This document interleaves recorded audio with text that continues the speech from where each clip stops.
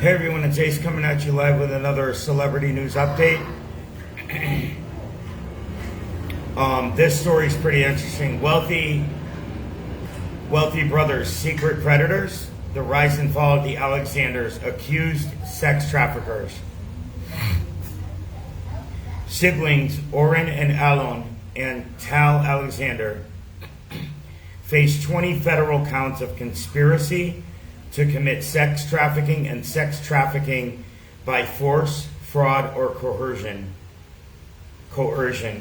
Prosecutors claim the Alexanders used their power and influence to lure and sexually assault women.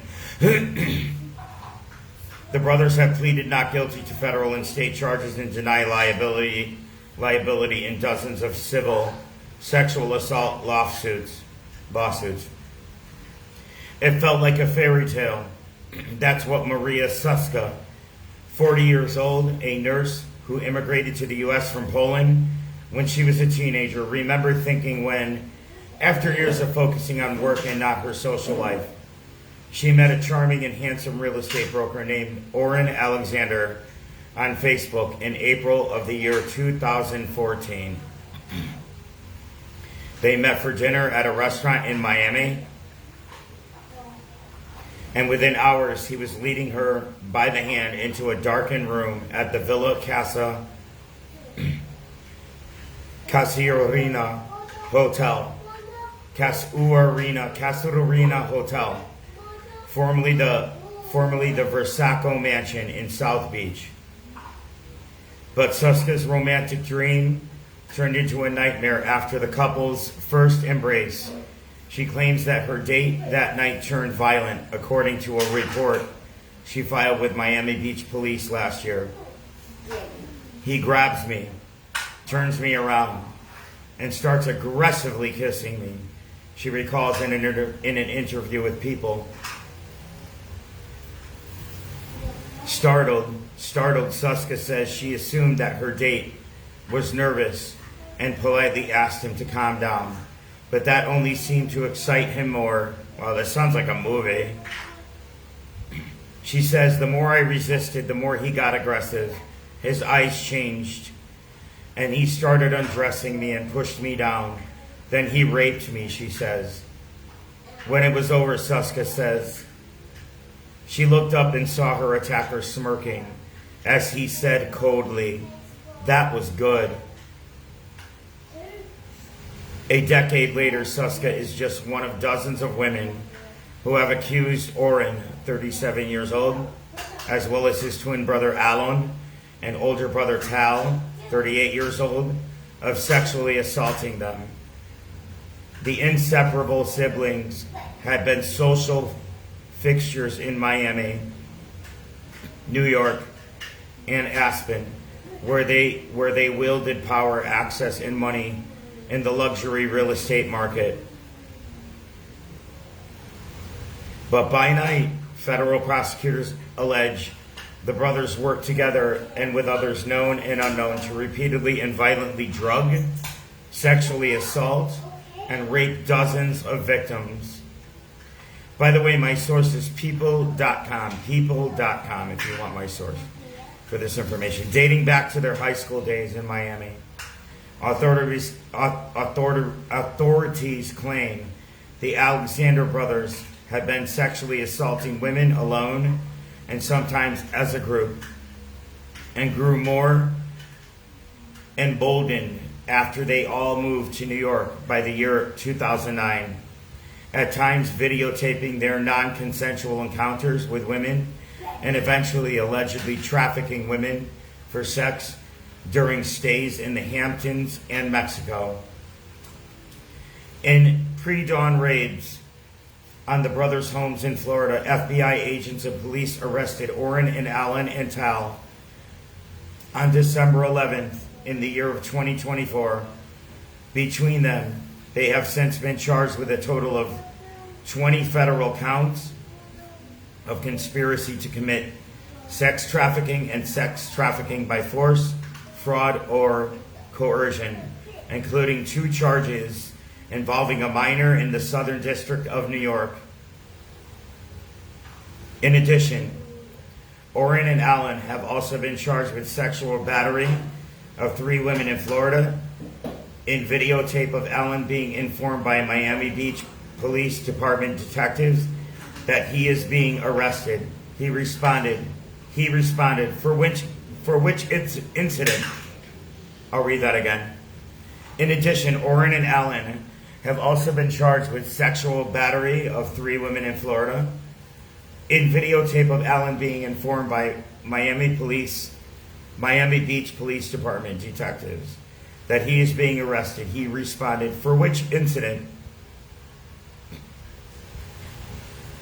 The brothers are also facing more than 40 sexual assault lawsuits in New York, Florida, and Colorado. Now awaiting trial without bail at Brooklyn's Metropolitan Detention Center, the same facility where Sean Diddy Combs and CEO killing suspect Luigi Mangione are being held.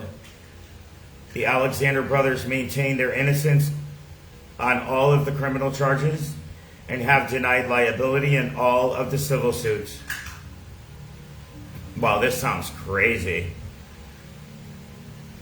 I mean, if it's true, talk about abuse of money and power. The civil lawsuits are examples of unsupported accusations by women demanding untold amounts of money, who did not file a police complaint, did not seek medical attention, and did not report physical injuries, says Alon's attorney Howard Srebnick.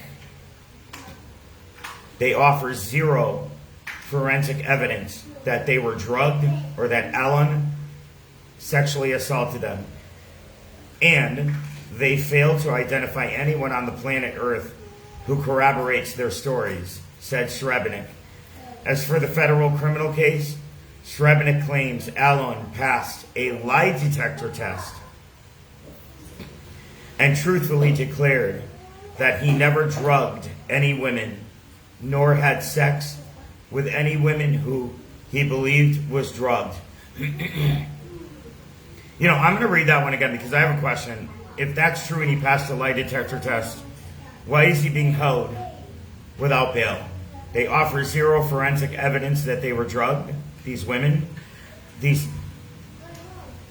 offer zero forensic evidence that they were drugged or that Alon sexually assaulted them. And they fail to identify anyone on the planet Earth who corroborates their stories, said Srebnick. As for the federal criminal case, Srebnick claims Alon passed a lie detector test and truthfully declared that he never drugged any women nor had sex with any woman who he believed was drugged. The Alexander brothers grew up rich. Their parents, Shlomo and Orly Alexander, founded a property security firm just before the birth of their sons. Business was good. In 1990, the couple purchased the mansion in Bal Harbor, Florida, where the brothers grew up, now valued at $18.5 million. Wow. Couldn't even imagine having $1 million. And not to mention $18.5 million, could you? The Alexander brothers grew up rich. Their parents, Shlomo and Orly Alexander, founded a property security firm just before the birth of their sons. Business was good in 1990. The couple purchased the mansion in Bal Harbor, Florida, where the brothers grew up, now valued at $18.5 million. By the year of 2009, the brothers were living in New York City, where Tal and Oren became licensed real estate brokers, and Alon enrolled in law school, working as a team. Oren and Tal landed a listing in the year of 2012 that transformed them into industry heavyweights overnight. A mansion on Miami's exclusive Indian Creek Island, owned by their parents, that sold for a record-breaking $47 million. Wow. The highly publicized sale earned them party invites spots on an annual list of the most eligible bachelors, and entry into the New York City social scene. Meanwhile, Alon became an executive with his parents' firm. Wow, this sounds like something out of a movie, man. The brothers developed a reputation for hosting hot parties. They would get listings of these luxury, expensive homes, and then use these homes to lure girls, says a Miami real estate executive who has known the family for years. Sometimes they would force sex on the girls, and other times they would just have entertaining evenings in these homes that did not belong to them. In New York, federal prosecutors claim the brothers used the Hamptons compound they rented during the summers as a magnet to attract women. They would then sexually assault, luring them with the promise of free travel and accommodations. Prosecutors say several women recall having a drink prepared by one of the brothers that left them unable to move or even to speak. In a 2021 text message sent to Tal, prosecutors claim Oren wrote, "We are on the top of the game, and the only thing that can bring us down is some hoe complaining." Joel Denaro and Edward O'Donnell, defense lawyers for Oren and Alon in the federal state sexual assault case, say their clients are falsely accused by prosecutors, personal injury attorneys, and opportunists looking for money and attention. It's possible, right? Leave your comments below. Not one accuser had gone to any law enforcement agency to report these allegations against the brothers. Every single accuser, personal injury attorney who split any financial award with them are the ones who contacted law enforcement. Somehow, they all came forward at the same time after they were apparently raped 8 to 20 years ago. Oh my gosh, that's a long time. Why didn't they come forward after they were raped? Not one accuser had gone to any law enforcement agency. Not one accuser had gone to any law enforcement agency to report these allegations against the brothers. Every single accuser's personal injury attorney who split any financial award with them are the ones who contacted law enforcement. Somehow, they all came forward at the same time after they were apparently raped 8 to 20 years ago. Zombies have awoken, or it was the sophisticated social media campaign the injury attorneys ran to solicit girls who can now say sex with the brothers was non-consensual. Consensual is worthless. Non-consensual is worth millions, their lawyers say. That's true, in my humble opinion. Who knows what really happened? We're gonna read on. I'm going to read that one again because I want to get the point of this one. Not one accuser had gone to any law enforcement agency. In other words, not one woman had gone to any law enforcement agency to report these allegations against the brothers. Every single accuser's personal injury attorney, and you know attorneys are about money, all of them. You don't become an attorney unless you want to make money. And that's big money, especially if you're dealing with rich people. So, every single accuser's personal injury attorney who split any financial award with them are the ones who contacted law enforcement. So, it was the personal injuries attorneys that contacted law enforcement. 8 to 20 years later, it's kind of a long time, isn't it? Who split any financial award with them. Them are the ones who had contacted law enforcement. Somehow, they all came forward at the same time after they were apparently raped 8 to 20 years ago. Zombies have awoken, or it was the sophisticated social media campaign the injury attorneys ran the injury attorneys ran. Wait a minute. It was the sophisticated social media campaign the injury attorneys ran to solicit girls who can now say sex with the brothers was non-consensual. So what they're saying here is the personal injury attorneys kind of made this a business so they could sue these rich brothers. That's crazy. Consensual is worthless. Non-consensual is worth millions. Consensual means if you have sex with a woman, she agrees and you agree and it's okay. Non-consensual means she doesn't want it, but you're forcing it. So that's rape. Non-consensual is worth millions, the lawyers say. All right, let's read on. Leave your comments below, people. This is an interesting story. But 10 years after her devastating night with Oren at a Miami hotel that she claims changed her life forever, Maria Suska, whose own allegations are past the statute of limitations to prosecute. Oh, how sad. Hopes justice will be served to the brothers in court.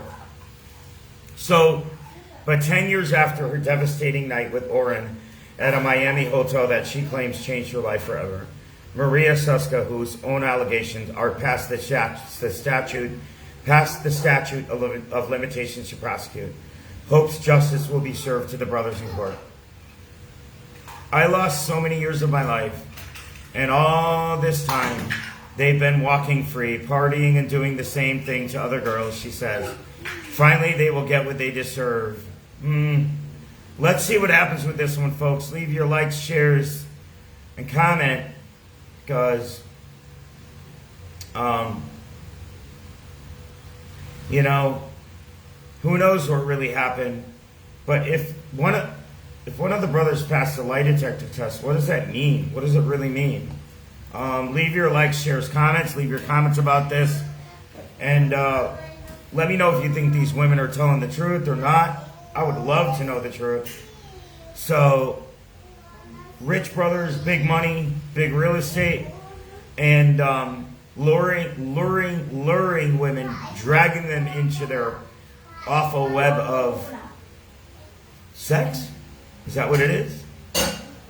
Sexual abuse or rape or... Leave your comments, people. I'll leave a link to this story on my page.